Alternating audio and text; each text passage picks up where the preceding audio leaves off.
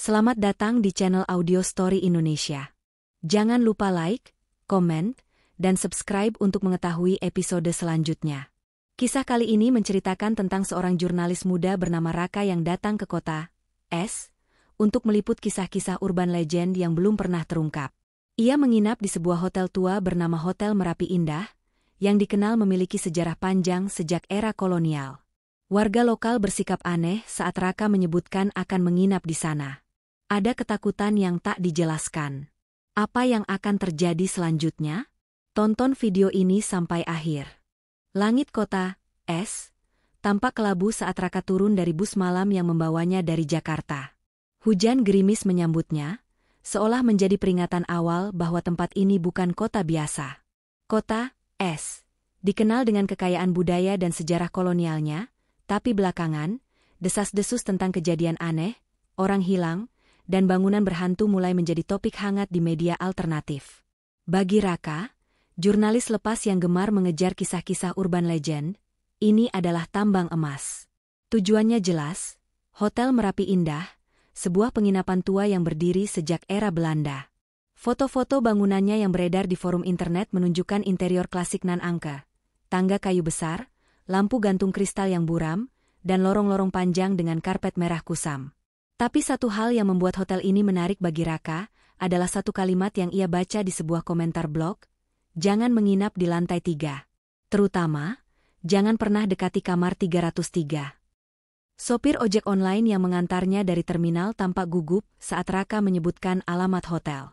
"Mas yakin mau nginep di situ?" tanyanya sambil melirik dari kaca spion. "Orang sini aja jarang yang mau ke sana, apalagi nginep semalam."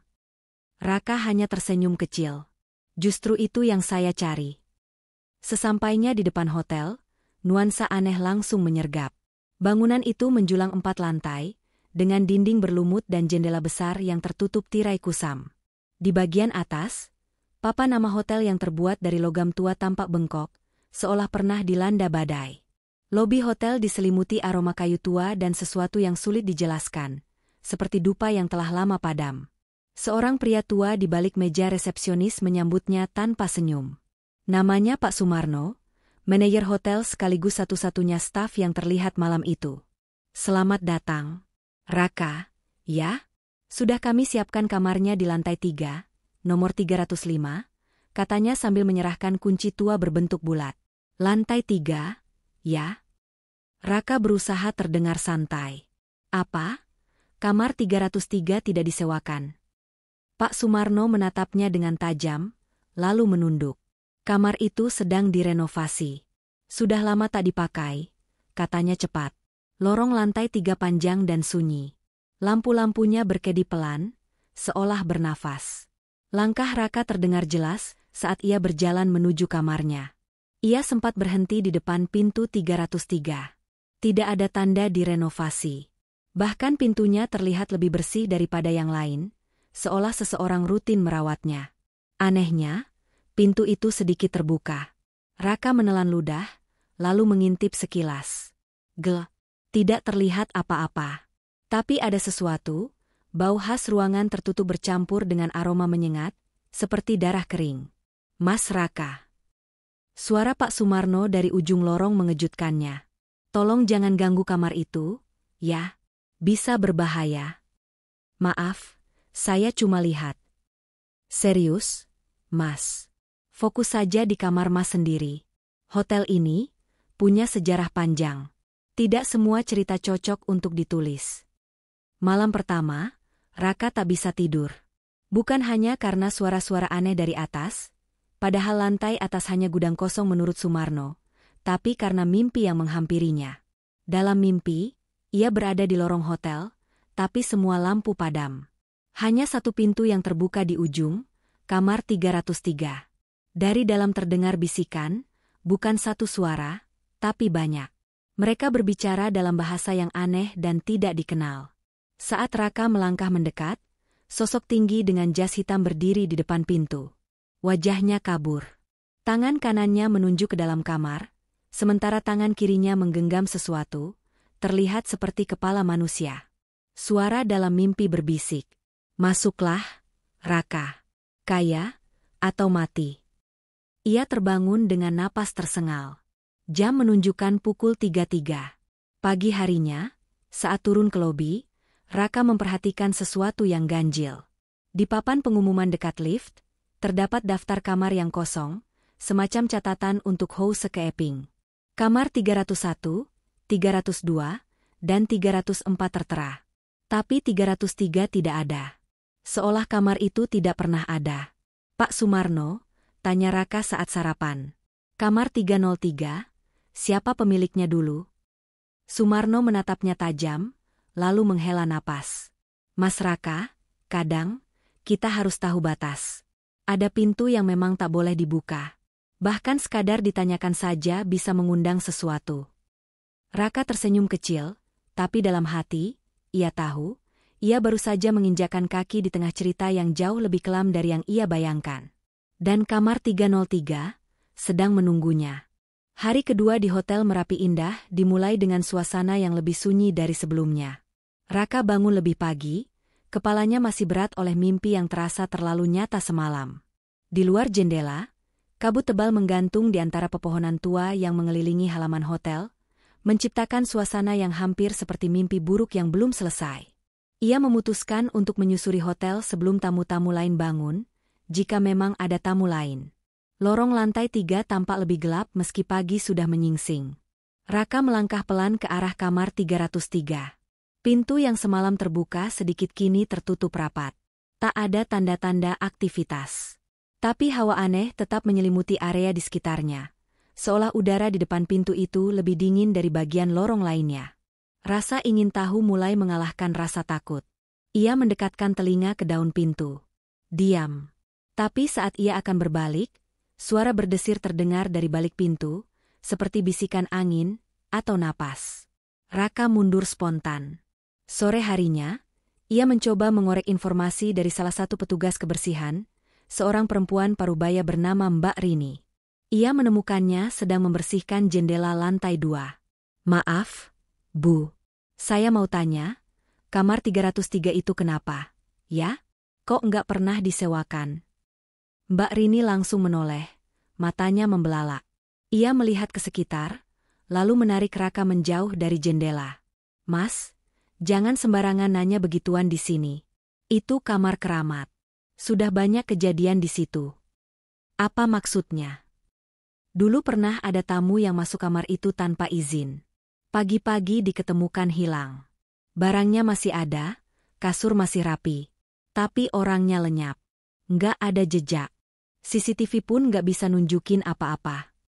Raka menyimak, wajahnya serius. Terus, waktu hotel ini masih dikelola pemilik lama, katanya kamar itu dipakai buat semedi. Mas, buat pesugihan.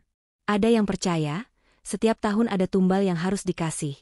Biar, isi, kamar itu nggak ngamuk. Malam itu, rasa penasaran Raka sudah mencapai puncaknya. Ia menunggu hingga jam menunjukkan pukul 2 pagi, lalu menyelinap keluar dari kamarnya. Dengan senter kecil di tangan dan perekam suara di saku, ia melangkah menuju kamar 303. Tangannya gemetar saat memegang gagang pintu. Anehnya, tak terkunci. Dengan perlahan, ia mendorong pintu. Ruangan itu gelap total. Bau apek dan amis langsung menyerbu hidungnya. Saat cahaya senter menyorot ke sekeliling ruangan, pemandangan aneh terbentang. Dinding-dinding kamar dipenuhi goresan-goresan seperti simbol kuno, sebagian berbentuk mata, sebagian seperti mulut menganga. Di tengah kamar, ada lingkaran hitam besar yang tampaknya terbuat dari jelaga bekas bakaran. Di sekelilingnya, beberapa batang dupa sudah habis terbakar, dan ada segumpal rambut manusia yang diikat dengan benang merah. Raka menahan napas. Jantungnya berpacu.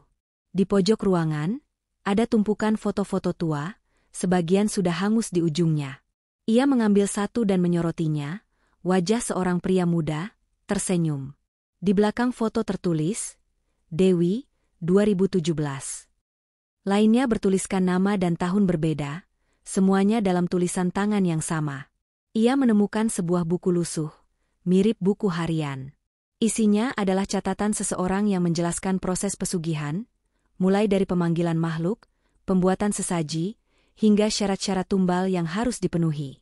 Di halaman terakhir, Tertulis. Ketika harta datang tanpa sebab, ingatlah, ada nyawa yang digadai. Kamar ini adalah perantara, dan darah adalah kuncinya.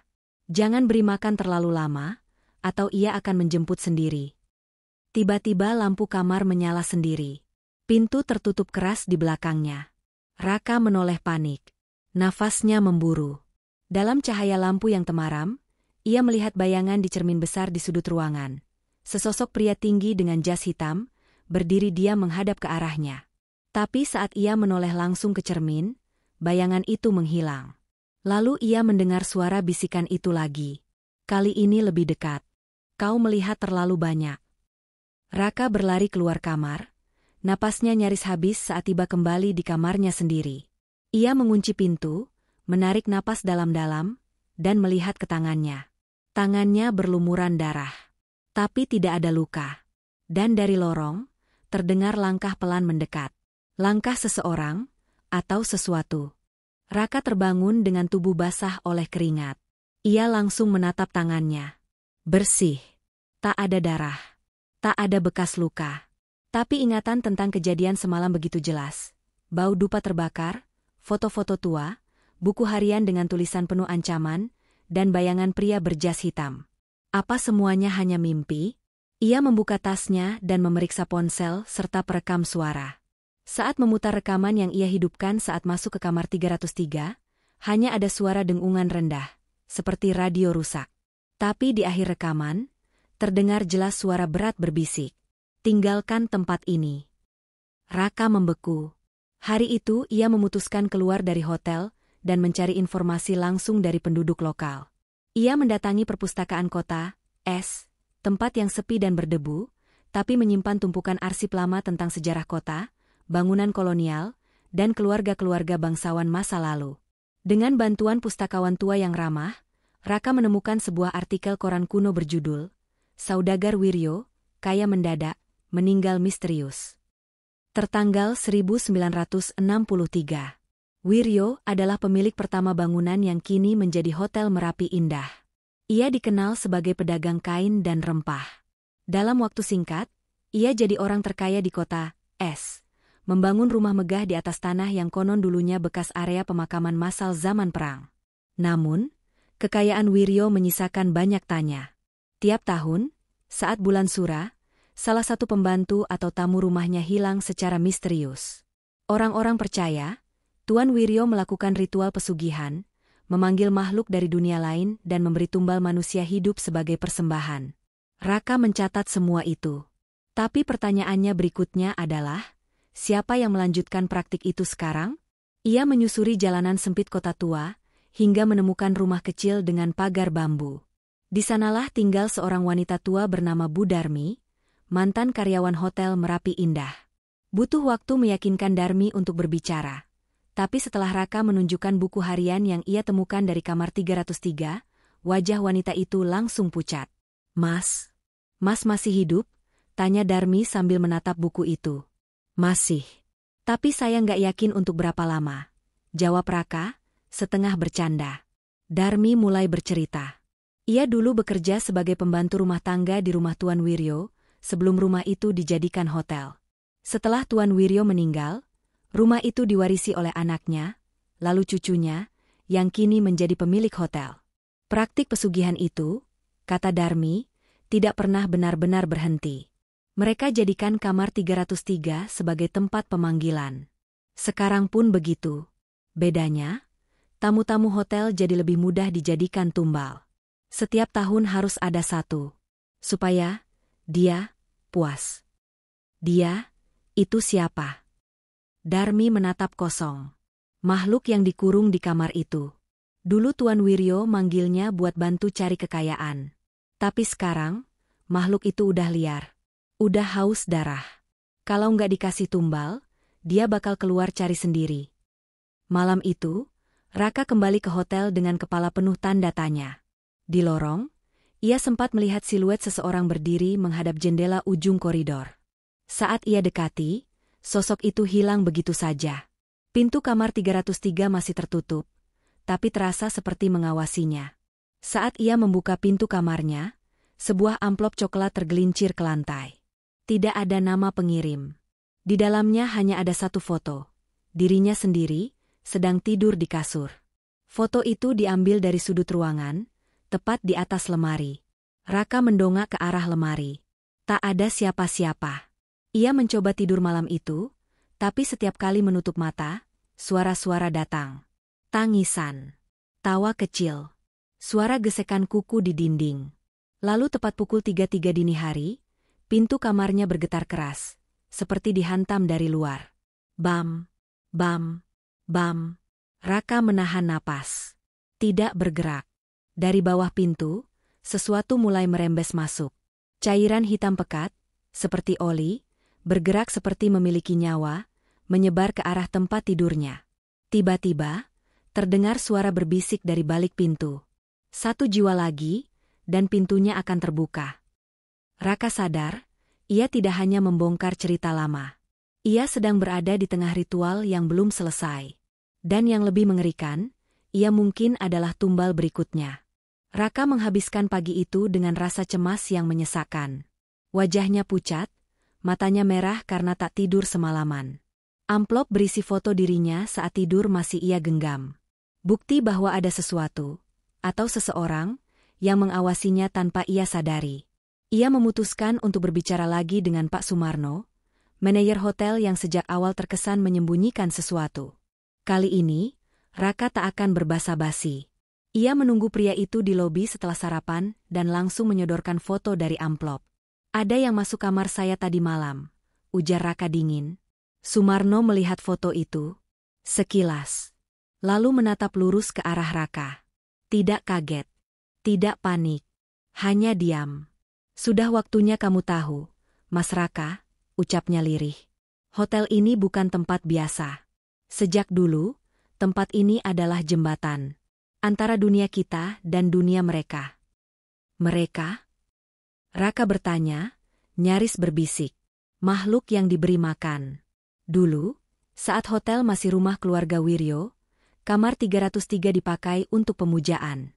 Tiap tahun, satu tumbal. Tak pernah gagal. Sampai suatu tahun, tumbalnya menolak. Sumarno menghela napas panjang.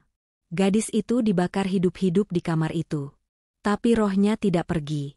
Ia tinggal, dan menjadi bagian dari kamar itu. Kini bukan hanya makhluk yang dipanggil yang mendiami kamar 303, tapi juga arwah yang menyimpan dendam. Kata-kata Sumarno membuat Raka teringat pada foto-foto yang ia temukan di dalam kamar 303, termasuk satu dengan tulisan, Dewi, 2017, di belakangnya. Apakah Dewi adalah tumbal yang terakhir? Sumarno menunduk. Dewi bukan yang terakhir. Tapi dia yang paling kuat menolak. Sejak saat itu, gangguan makin sering terjadi. Bahkan beberapa orang yang seharusnya berperan dalam ritual ikut menghilang. Berperan? Raka menajamkan pandangan. Pak Sumarno hanya menjawab pelan, tak semua dari kami setuju dengan ritual ini. Tapi tak mudah memutus perjanjian yang sudah berlangsung puluhan tahun. Raka berdiri. Dadanya panas. Amarah dan ketakutan bercampur. Saya harus menghentikan ini. Sumarno menatapnya tajam. Kalau kamu mau selamat, tinggalkan tempat ini malam ini juga. Tapi Raka sudah tahu, jika ia pergi sekarang, semuanya akan terus berlanjut. Mungkin akan ada tumbal baru tahun depan. Mungkin seseorang lain akan menemukan dirinya di foto, di dalam amplop. Ia memutuskan, malam ini, ia akan masuk ke kamar 303 lagi, dengan tujuan bukan untuk merekam atau meneliti, tapi mengakhiri. Dengan bantuan Budarmi, Raka belajar bahwa ada cara untuk memutus perjanjian dengan makhluk pesugihan.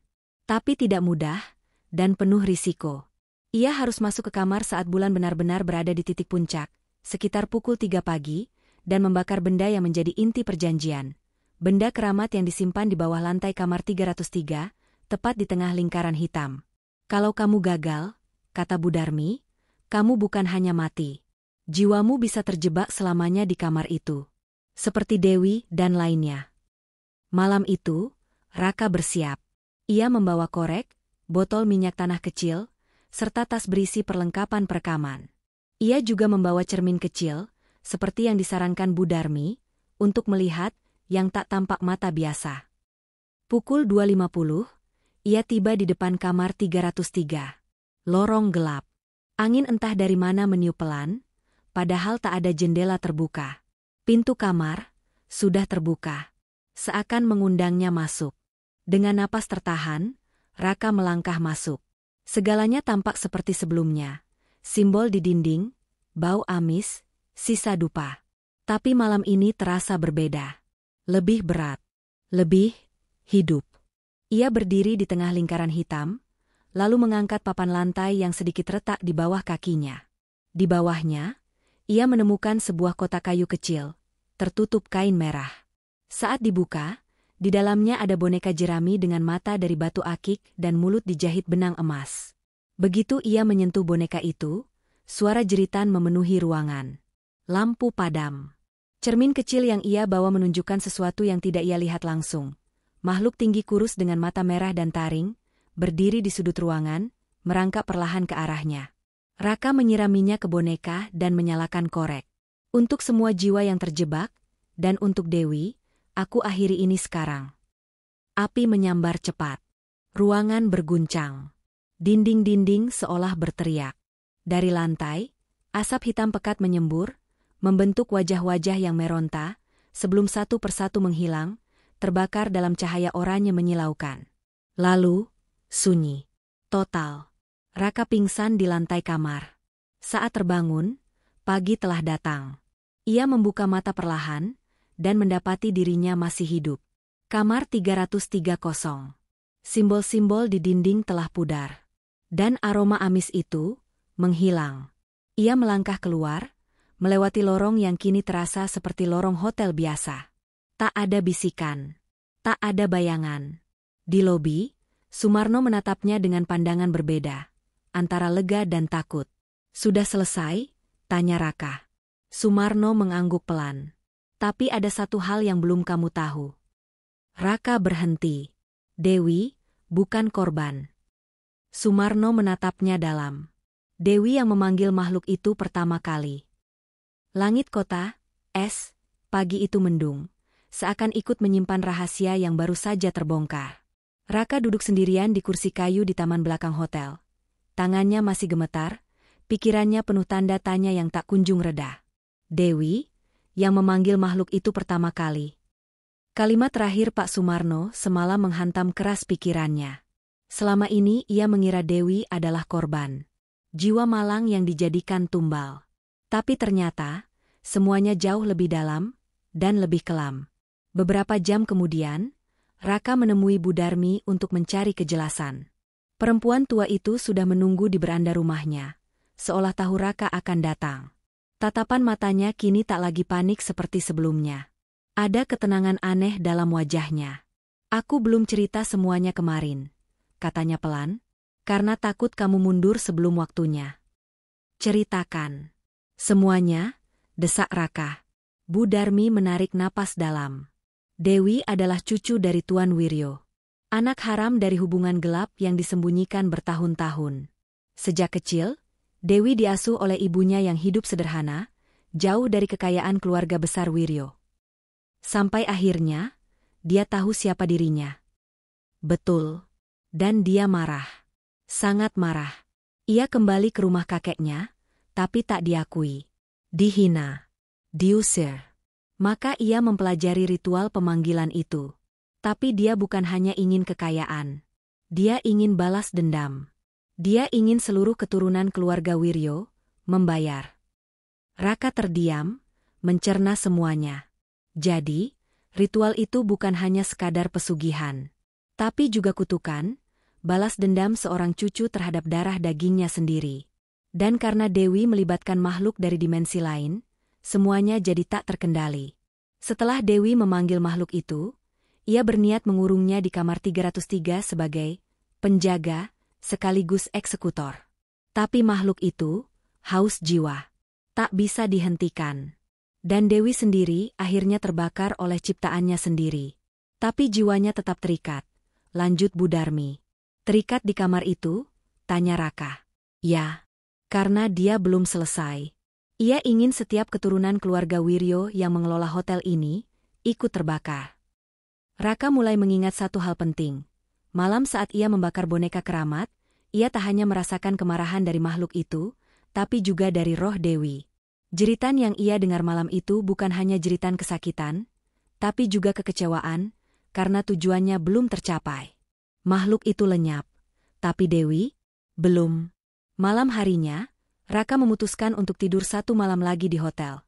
Bukan karena bodoh, tapi karena ingin memastikan semuanya benar-benar selesai. Sekitar pukul 2 pagi, ia bermimpi. Mimpi yang begitu nyata hingga terasa seperti nyata.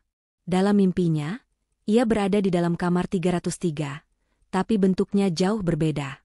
Dindingnya bersih, tanpa simbol, tanpa bau darah. Di sudut ruangan, duduk seorang gadis muda dengan rambut panjang menutupi sebagian wajahnya. Ia mengenakan gaun putih dan menatap ke arah jendela, punggungnya menghadap Raka. Dewi, Raka memanggil, entah bagaimana ia tahu itu dia. Perempuan itu menoleh perlahan. Wajahnya cantik, tapi matanya menyimpan kesedihan mendalam. "Kenapa kamu tetap di sini?" tanya Raka. "Aku sudah tak terikat pada makhluk itu. Tapi, aku belum bebas." "Kamu ingin membalas dendam?" Dewi menggeleng pelan. "Aku ingin diingat. Aku ingin kisahku diketahui. Bukan sebagai korban. Bukan sebagai monster. Tapi sebagai manusia yang dikhianati." Hening sejenak. "Kalau begitu," kata Raka, "aku akan menceritakan semuanya. Aku akan tulis kisahmu lengkap, tanpa kamu harus menakuti orang lagi." Senyum kecil muncul di wajah Dewi. Tapi senyum itu tidak lama. "Ada satu yang belum kamu tahu," bisiknya. "Kamu bisa membakar perjanjian. Tapi kamu sudah menyentuhnya." Raka mengernyit. "Menyentuh apa?" "Boneka itu. Saat kamu menyentuhnya, jejakmu tertinggal. Jejak itu akan memanggilku. Kapanpun kamu lupa. Kapanpun kamu lalai." Dewi berdiri. Wajahnya mulai pudar. "Jangan pernah kembali ke kamar 303. Raka terbangun dengan teriakan. Keringat membasahi tubuhnya. Ia mengemas barang-barangnya secepat mungkin dan meninggalkan hotel pagi itu juga. Ia menulis laporan panjang tentang pengalamannya, lalu menghilang dari dunia jurnalisme horor. Ia pindah kota. Ganti nomor. Tak pernah membicarakan hotel itu lagi, kecuali dalam satu buku yang ia terbitkan secara anonim, Tamu Terakhir Kamar 303. Orang-orang menganggapnya fiksi. Urban legend. Tapi Raka tahu satu hal, itu nyata. Dan sesekali, saat malam terlalu sunyi dan angin bertiup pelan di lorong apartemennya, ia merasa seperti mendengar suara lembut dari sudut gelap kamarnya. Sudah waktunya, Raka. Terima kasih sudah menonton video ini. Sampai jumpa di video selanjutnya.